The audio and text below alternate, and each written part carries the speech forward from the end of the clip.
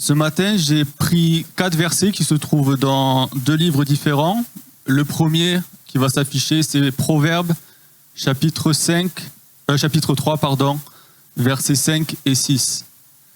Il nous est dit, confie-toi en l'Éternel de tout ton cœur et ne t'appuie pas sur ta sagesse. Reconnais-le dans toutes tes voies et il rendra tes sentiers droits. Amen. Et le deuxième, il se trouve dans Jacques, chapitre 4, versets 14 et 15. Jacques, chapitre 4, versets 14 et 15. Et il nous est dit, vous qui ne savez pas ce qui arrivera demain, en effet, qu'est-ce que votre vie? C'est une vapeur qui paraît pour un instant et qui disparaît ensuite.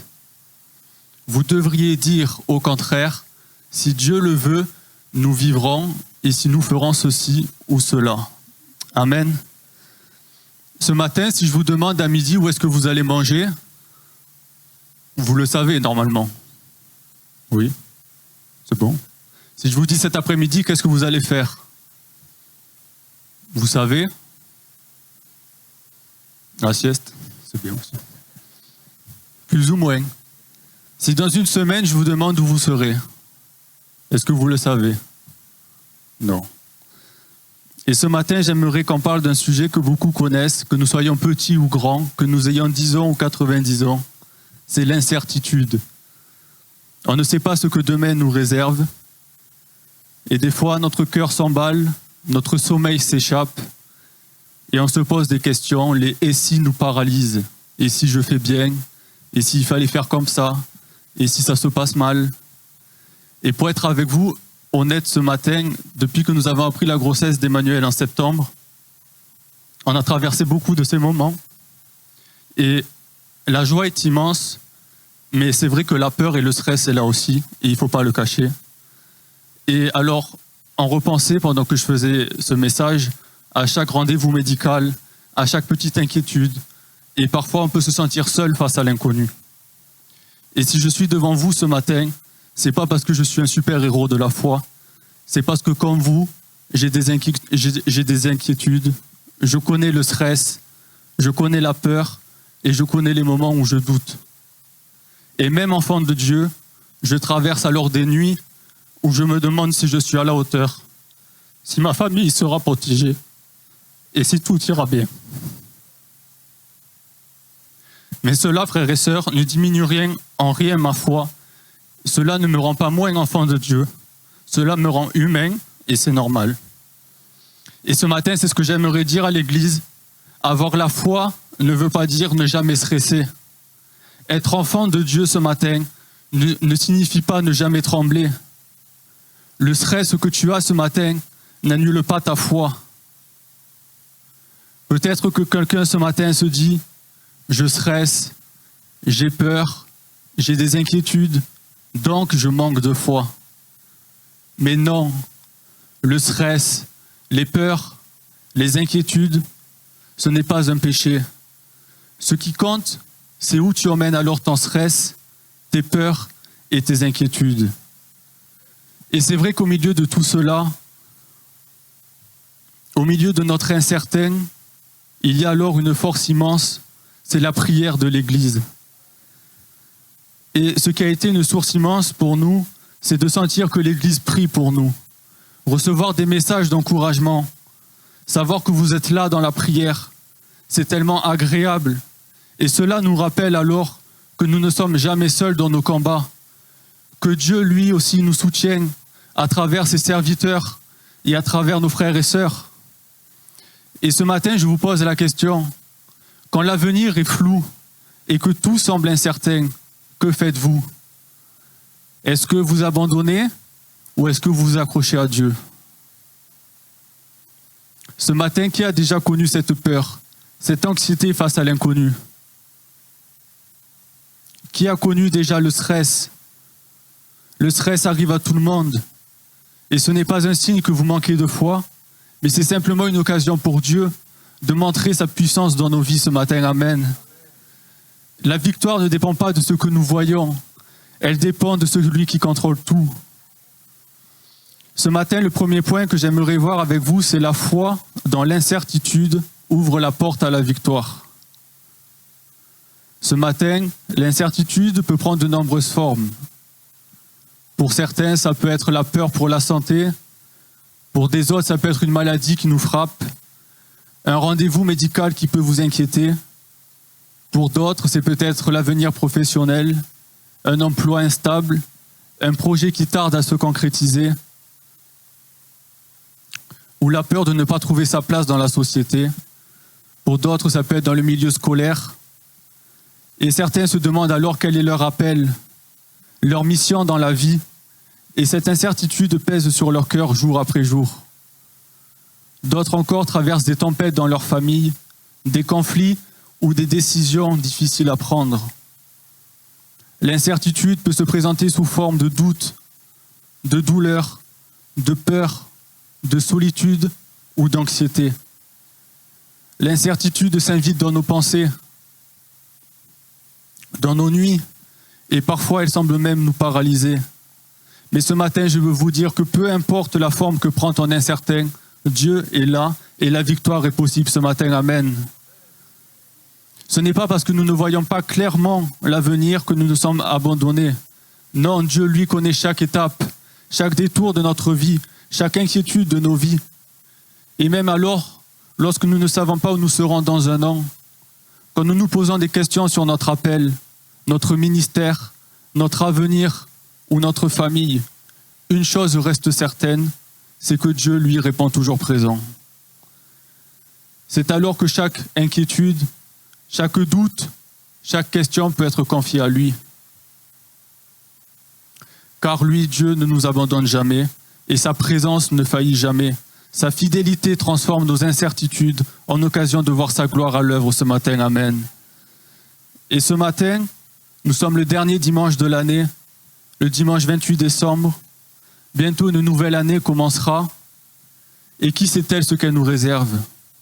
Peut-être nous aurons des surprises, peut-être des bénédictions inattendues, peut-être des moments plus douloureux. L'avenir est incertain et c'est normal de se poser des questions. Où serons-nous dans un an? Comment Dieu va-t-il guider nos vies, nos familles, nos ministères, notre Église? Mais aujourd'hui, nous venons rappeler ensemble que malgré l'incertitude de demain, Dieu est fidèle et répond toujours présent. Nous pouvons le voir dans la Bible avec Jésus. Jésus face à l'incertitude, à l'angoisse et à la peur. Des fois, on peut imaginer Jésus comme quelqu'un qui ne ressent rien, comme si tout a été facile pour lui. Mais la Bible nous montre exactement l'inverse. Jésus n'est pas venu sur terre comme un super-héros insensible. Il est venu sur terre comme un homme, avec un corps, avec des émotions, avec une âme capable de souffrir. Et on le voit alors dans l'exemple du jardin de Gethsémanée. Il y a 3 dimanches, on s'était focalisé sur les disciples qui dormaient alors que Jésus lui priait parce que son heure était proche. Et ce matin, j'aimerais qu'on se focalise sur Jésus au jardin de Gethsémanée. Ce n'est pas encore la croix, ce n'est pas encore les clous, mais c'est déjà l'angoisse intérieure pour Jésus. La Bible nous dit dans Matthieu chapitre 36, verset 37, Jésus prit avec lui Pierre et les 2 fils de Zébédée, et il commença à être saisi de tristesse et d'angoisse. Il est dit, il commença. Ça veut dire que l'angoisse est sûrement montée. Ça veut dire que la pression est devenue de plus en plus lourde pour Jésus. Et Jésus dira dans Matthieu chapitre 26, verset 38, Jésus leur dit alors, « Mon âme est triste à en mourir, restez ici et veillez avec moi. » Frères et sœurs, qui a déjà ressenti ça ce matin? Cette tristesse qui écrase, cette oppression qui donne l'impression qu'on ne va pas tenir, cette fatigue intérieure où on se dit « je n'en peux plus ». Jésus, lui, a dit exactement ça. Et Luc nous donne alors un détail bouleversant. Dans Luc chapitre 22, verset 44, il est dit, saisi d'angoisse, Jésus priait avec plus d'insistance et sa sueur devint comme des caillots de sang qui tombaient par terre. Comme des caillots de sang qui tombaient par terre. Si on s'arrête une seconde, on voit alors que Jésus a traversé l'agonie. L'agonie, frères et sœurs, ce n'est pas une petite inquiétude. Ce n'est pas un stress passager. C'est un combat intérieur si violent que le corps commence à lâcher. Quand on parle d'agonie, c'est pour désigner une souffrance intense, prolongée ou extrême, qu'elle soit physique, morale ou émotionnelle. Et il est dit dans le verset « des grumeaux de sang ». Ce n'est pas une image poétique, ce n'est pas une métaphore, c'est un phénomène réel provoqué par un stress extrême. Jésus se met alors à genoux, le visage au sol, et commence à prier. La tension est telle que son corps réagit physiquement. Les capillaires sous sa peau éclatent et sa sueur se mélange au sang. Des grumeaux de sang perlent de sa tête et de ses tempes, signe de l'extrême angoisse que Jésus a endurée. Ce n'est pas une simple émotion, c'est une réaction corporelle à une peur, à un stress, à un fardeau émotionnel et spirituel intense. Et pourtant, Jésus, au milieu de cette tourmente, va lever les yeux vers son Père et il va dire dans Luc chapitre 22, verset 42, « Père, si tu voulais éloigner de moi cette coupe, toutefois que ce ne soit pas ma volonté qui se fasse, mais la tienne. Amen. » Et alors on voit que même dans la peur, l'incertitude et le stress, Jésus choisit alors la soumission et la confiance totale en Dieu son Père. Et c'est là que nous voyons quelque chose de puissant. Jésus était pleinement humain dans ses émotions, comme nous. Il connaissait le stress, l'angoisse, la peur, et pourtant, il a persévéré. Son corps a parlé de ce qu'il ressentait à l'intérieur, mais son esprit restait tourné vers Dieu. Et cette image nous parle à nous aussi. Quand nous traversons des moments de grande tristesse, de grande incertitude ou de peur, nos émotions à nous ne sont pas un signe de faiblesse. Même le Fils de Dieu a connu la peur extrême. Et comme lui, nous pouvons choisir de nous tourner vers Dieu, même au milieu de l'angoisse, et trouver la force de continuer. Si Jésus a saigné avant la croix, c'est parce que l'angoisse peut faire autant mal que les clous. Et pourtant, Jésus n'a pas fui. Jésus n'a pas fait demi-tour. Jésus ne dit pas « c'est trop pour moi ». Il dit « Père, si tu voulais éloigner de moi cette coupe, toutefois non pas ma volonté mais la tienne ». Jésus ne va pas cacher son désir d'échapper à la souffrance. Jésus exprime son combat. Jésus parle vrai devant le Père. La vraie foi, ce n'est pas dire « tout va bien », c'est dire « Père, j'ai peur, mais je décide de te faire confiance ». Et Jésus a aussi fait face à l'incertitude humaine. Jésus savait qu'il allait mourir sur la croix, mais humainement, il ne connaissait pas chaque sensation, chaque douleur et chaque instant. Il savait la mission qui lui était confiée, mais il ne connaissait pas chaque détail de la souffrance. Et comme nous, on sait que Dieu est fidèle, mais on ne sait pas comment ça va se passer. Connaître la volonté de Dieu ce matin n'enlève pas toujours la peur du chemin.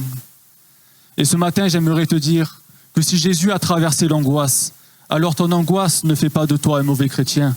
Si Jésus a pleuré, alors tes larmes ne sont pas un manque de foi. Si Jésus a tremblé, alors ton stress ne t'exclut pas de la victoire. La différence, c'est ceci ce matin. C'est que Jésus n'a pas gardé son angoisse pour lui, mais il l'a déposée devant le Père. Et l'agonie devient victoire quand elle est vécue à genoux. Il faut savoir alors avancer même quand on ne comprend pas. Et nous avons un exemple pour cela dans la Bible. On va prendre l'exemple d'Abraham. Dieu va lui promettre un fils. On va le lire dans Genèse chapitre 12, versets 2 et 3.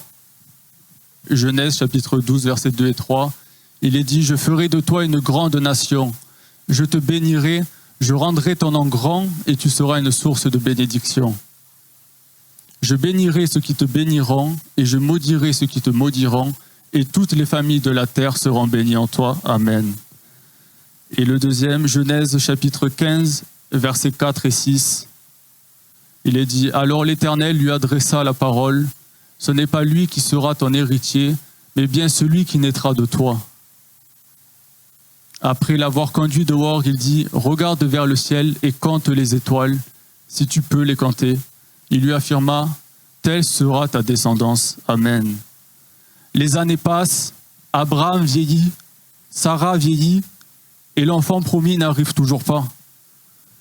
Imaginez Abraham chaque matin se réveiller, il devait se lever, regarder le ciel, regarder sa femme, et toujours pas d'enfant.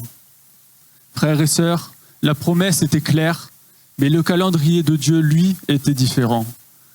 Et pourtant, la Bible dit dans Genèse chapitre 15, verset 6, qu'on vient de lire, « Abraham eut confiance en l'Éternel, qui le lui imputa à justice. » Et pourtant, Abraham va devoir attendre des années, 25 ans à attendre l'enfant promis. Pendant tout ce temps, Abraham marche alors dans l'inconnu.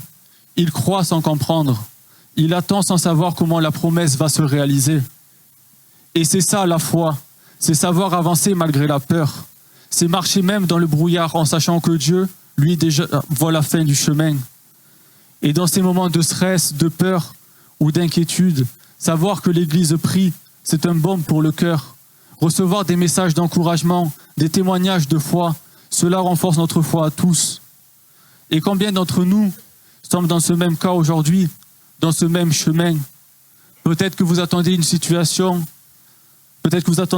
réponse à une situation difficile, une guérison, un emploi, un mariage, un enfant ou la paix dans votre foyer. La foi ce matin, c'est marcher malgré l'incertitude. C'est dire, Seigneur, je ne comprends pas, mais je te fais confiance. Et il est dit dans Hébreux chapitre 11, verset 6. Hébreux chapitre 11, verset 6. Or, sans la foi, il est impossible d'être agréable à Dieu, car il faut que celui qui s'approche de lui croit que Dieu existe et qu'il récompense ceux qui le cherchent. Amen. Et même dans nos moments de stress intense, quand chaque rendez-vous médical me faisait trembler, Dieu était là. Et ce n'est pas parce que nous ressentions la peur, mais que la foi nous permet de continuer à marcher malgré elle. La foi, ce n'est pas comprendre comment Dieu va agir. La foi, c'est continuer à marcher quand on ne comprend pas. C'est apprendre à faire confiance à Dieu. La foi ce matin n'est pas l'absence de peur. La foi, c'est avancer malgré la peur. Et combien d'entre nous sont dans cette situation aujourd'hui? Une attente qui dure, une prière répétée depuis des années, une promesse qui semble alors lointaine. Comme Abraham, marchant même quand la promesse semble lointaine. Et vous, ce matin, êtes-vous prêt à continuer à marcher avec Dieu, même quand vous ne voyez encore rien? Dieu agit quand nous persévérons. La foi, n'est pas passive. La foi nous pousse à persévérer, même quand le résultat n'est pas visible. La foi continue quand tout autour de nous crie d'abandonner. Et pour nous, avec Emmanuel, chaque échographie, chaque rendez-vous médical, chaque instant où on tremblait, Dieu était là. Et chaque petit signe que tout allait bien était une victoire silencieuse. Et comme la plupart d'entre vous le savent, il y a 2 semaines, on est allé à Toulouse pour faire l'échographie pour les kystes au niveau du cerveau. Et quand on était dans la salle d'attente, alors je louais Dieu dans mon cœur. Et finalement, j'ai décidé de prendre ce rendez-vous d'une autre manière. Et au lieu de me focaliser sur ce qui n'allait pas, alors je me suis focalisé sur ce qui allait. Et alors quand la sage-femme a passé l'échographie et que chaque chose allait bien, dans mon cœur, c'était une victoire. Quand elle disait son périmètre crânien est bien, amen. Quand son fémur est bien, amen. Et ça, frères et sœurs, c'est focalisons-nous sur ce qui va. Et finalement, on oublie des fois ce qui va et on pense à ce qui ne va pas. Et en ressortant de ce rendez-vous, alors Dieu avait déjà agi parce que les kystes avaient disparu. Et savoir que vous êtes là ce matin dans la prière avec nous, que vous portez nos vies, nos inquiétudes devant Dieu, cela nous donne une force incroyable. Et quand on regarde Joseph, dans l'histoire de Joseph, il est vendu par ses frères, rejeté, emprisonné injustement, oublié en prison, mais Dieu, lui, avait un plan pour Joseph. Et dans Genèse, chapitre 37, verset 50, Genèse, chapitre 37, verset 50,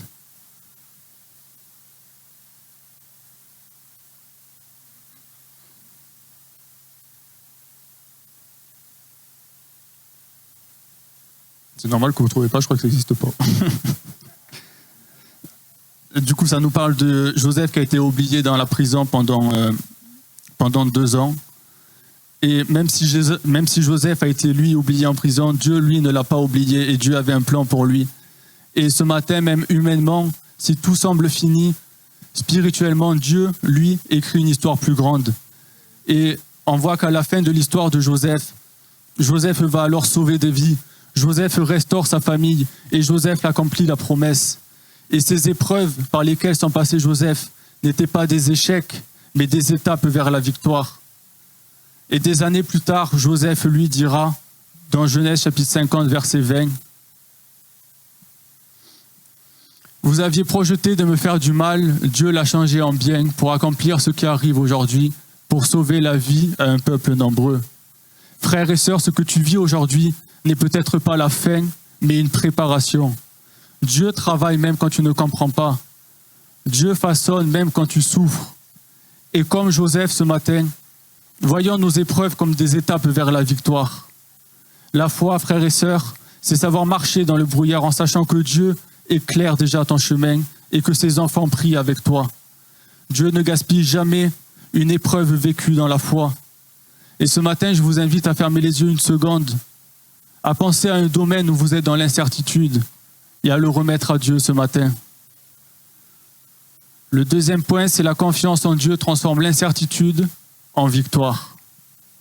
Dieu protège même dans le danger. On le voit avec l'exemple de Daniel. Daniel jeté dans la fosse aux lions parce qu'il préfère obéir à Dieu qu'aux hommes. Dans Daniel chapitre 6, versets 16 et 23, Daniel répondit au roi, « Roi, puisses-tu vivre toujours ?»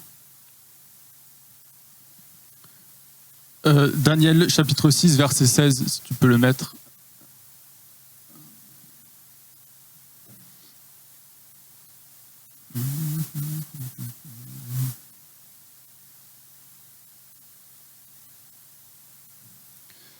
Mais ces hommes insistèrent auprès du roi et lui dirent « Sache, roi, que d'après la loi des Médés et des Perses, aucune interdiction ni aucun décret confirmé par le roi ne peut être modifié. » Verset 17.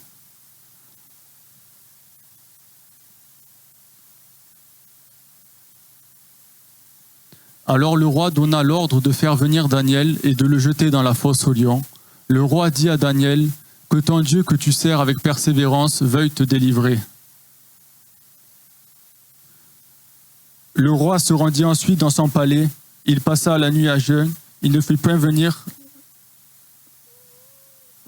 Je suis perdu. Verset 17. Et le verset 18. On apporta une pierre et on le plaça sur l'ouverture de la fosse. Le roi y opposa l'empreinte de son anneau et de l'anneau de ses hauts fonctionnaires, afin que rien ne puisse être modifié pour Daniel. Verset 19.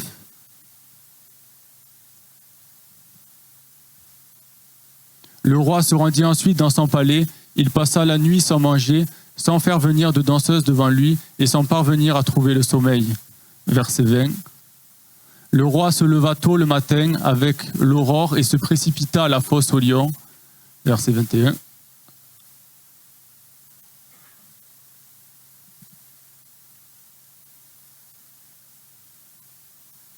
En s'approchant de la fosse, il appela Daniel d'une voix triste et lui demanda « Daniel, serviteur du Dieu vivant, ton Dieu que tu sers avec persévérance, a-t-il pu te délivrer des lions ? Mon Dieu a envoyé son ange et fermé la gueule des lions, qui ne m'ont fait aucun mal, parce que j'étais trouvé innocent devant lui, et devant toi non plus. Ô roi, je ne fais rien de mauvais. » Alors le roi fut très joyeux, et il ordonna qu'on fît sortir Daniel de la fosse. Daniel fut retiré de la fosse, et on ne trouva sur lui aucune blessure, parce qu'il avait eu confiance en son Dieu. Amen. Dieu a alors envoyé son ange pour fermer la gueule des lions. Dieu était là, et les lions n'ont pas touché Daniel, parce que Daniel avait confiance en son Dieu. Il marchait avec Dieu, même face à l'impossible. Daniel ne change pas d'attitude, il continue de prier, il continue de faire confiance à son Dieu, même devant les lions. Et de la même façon, ce matin, nous avons traversé la peur pour la santé du bébé, mais Dieu nous a protégés, et savoir que les frères et sœurs prient renforce notre confiance. Et ce matin, parfois nous, chrétiens, nous traversons la peur de l'échec, la peur pour nos proches, la peur pour l'avenir. mais Dieu est le même aujourd'hui. Dans Hébreux chapitre 13, verset 8, il est dit « Jésus-Christ est le même hier, aujourd'hui et pour l'éternité. Amen ». Et lorsque nous marchons dans la foi, entourés par la prière de nos frères et de nos sœurs, notre sécurité se trouve alors en lui. Comme Daniel, prions et gardons confiance, même dans les situations impossibles. Quand Dieu est avec toi, même le danger devient un lieu de témoignage et de bénédiction. Dieu va alors accomplir ses promesses. Tout comme Abraham et Joseph, chaque promesse de Dieu se réalise à son temps.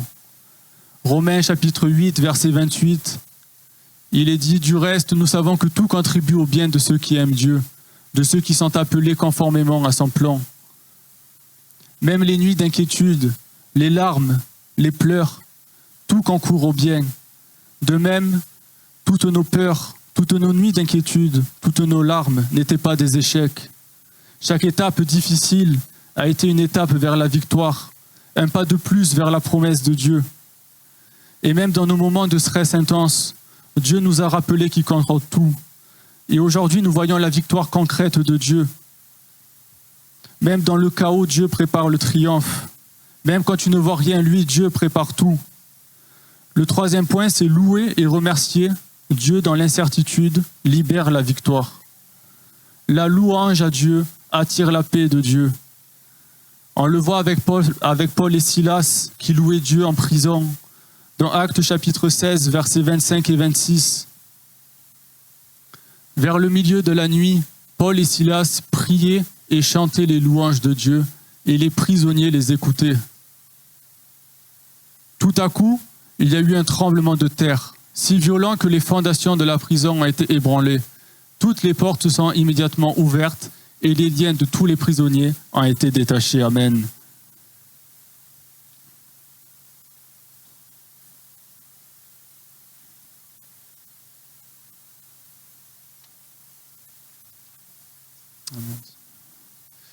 Et alors on le voit que même dans nos nuits d'inquiétude, nous pouvons choisir de louer Dieu pour chaque petite victoire, chaque amélioration que nous voyons.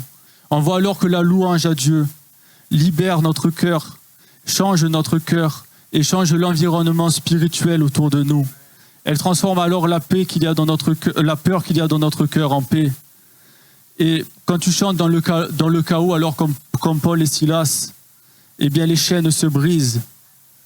Et ce matin, la gratitude, remercier Dieu, transforme alors aussi l'attente en victoire. Dans 1 Thessaloniciens, chapitre 5, verset 18, il est dit « Exprimez votre reconnaissance en toutes circonstances, car c'est la volonté de Dieu pour vous en Jésus-Christ. » Même lorsque j'avais peur, chaque moment où nous avons loué Dieu, je crois que je me suis perdu. Chaque moment où nous louons Dieu, c'est une victoire concrète. Et ce matin, même quand les circonstances semblent difficiles, semblent sombres, remercier Dieu pour ce que nous avons et ce qu'il prépare change alors notre perspective de voir. La reconnaissance envers Dieu change alors notre regard et nous rappelle que Dieu est fidèle, jour après jour. Et ce matin, qu'est-ce qui vous empêche de louer Dieu ce matin, même si tout n'est pas parfait? L'espérance transforme alors l'incertitude en certitude. Dans Habacuc, chapitre 2, verset 4, il est dit « Mais que le juste vivra par sa foi. » Et même alors quand tout semble fragile, quand la peur frappe, quand l'avenir est inconnu, la foi et l'espérance en Dieu sont nos piliers, et c'est ce qui nous garde debout. L'espérance en Dieu transforme alors l'incertain en victoire assurée, surtout quand elle est partagée dans la prière. Amen. Et le quatrième point ce matin, c'est le courage quotidien, nous fait marcher de victoire en victoire. Dans Deutéronome, chapitre 31, verset 6, il est dit « Fortifiez-vous et ayez du courage. Ne craignez point, car l'Éternel, ton Dieu, marche lui-même avec toi. Il ne te délaissera point et il ne t'abandonnera point. » Chaque jour, nous faisons des petits actes de foi, prier, avancer malgré la peur, persévérer dans la louange. Ce sont ces actes quotidiens qui construisent notre victoire. Ce matin, frères et sœurs, la victoire n'est pas seulement dans les miracles spectaculaires, mais dans la persévérance quotidienne et la confiance dans la prière des autres. Chaque petit acte de foi est un pas de plus vers la victoire divine, surtout lorsqu'il est soutenu par la prière de l'Église. Et ce matin, je ne serai pas plus long, mais si tu veux vivre de victoire en victoire, Dieu ce matin ne te demande pas de tout comprendre. Dieu ne te demande pas de tout maîtriser. Dieu te demande de lui faire confiance. Et alors on le voit, la foi dans l'incertitude nous fait avancer. La confiance en Dieu transforme la peur en victoire. La louange libère la paix. Et la gratitude change notre regard. Et l'espérance nous garde debout. La victoire n'est peut-être pas toujours immédiate. La victoire n'est peut-être pas toujours spectaculaire. Mais la victoire est certaine pour celui qui s'attache à Dieu ce matin. La victoire ne dépend pas de nos circonstances, mais de notre Dieu. Et même dans l'incertain, nous pouvons marcher triomphants, soutenus par sa parole et par la prière de l'Église.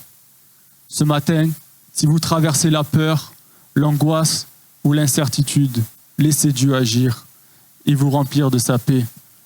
Marchez par la foi, persévérez dans la louange, remerciez-le pour tout ce que vous avez et pour ce que vous ne voyez pas encore.